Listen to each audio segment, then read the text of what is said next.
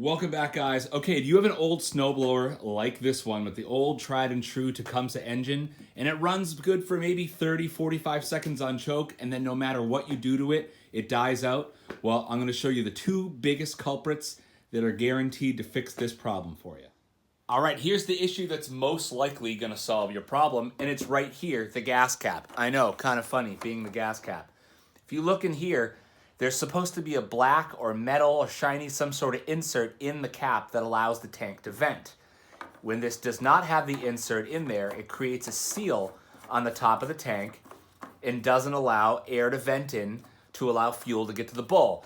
This is a gravity-fed system, meaning the fuel goes to the fuel line here and is gravity-fed to the bottom of the carburetor to allow fuel into the bowl and then through the jets. If this is not vented, the fuel basically cannot get to the carburetor. So if your gas cap, when you pull it off, looks like this and it doesn't have the insert, go on Amazon. You can buy these for $7. Throw a new one on there and you should be good to go. But go ahead and take the gas cap off, fire it up like you had before, or actually just let it sit like this so fuel doesn't spill out, and then see if it actually runs. So if it runs properly, you know that the tank wasn't properly vented, and that should fix your problem. Okay, so you checked your gas cap and you have the proper cap on there. So what else could be the problem? Well, if you look underneath your exhaust right here and under the cover, you're gonna see the bottom of the carburetor.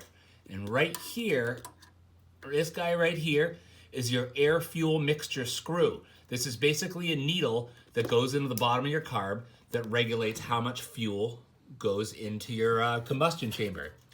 If you spin this needle counterclockwise, it's gonna drop out, allowing more fuel to go in. If your engine's still stalling, it means you're starving for air, so you wanna back that out counterclockwise, start with one full turn, fire the thing up, see how that does. With it running, if you back it out a little more and it starts to run a lot smoother, then you have a good, proper air-fuel mixture and you should be good to go. So I hope that helps you guys understand why your snowblower is stalling or not running very strong. And it's all to your air-fuel mixture. If you're not getting enough fuel, it's not going to run strong enough. So I hope that helps you guys. Make sure to smash that like button, subscribe for more videos, share this if it helped you. Hopefully it can help other people because you need to get your snowblower running for the season, because even here in New England, it's starting to snow already. Have a great day, guys.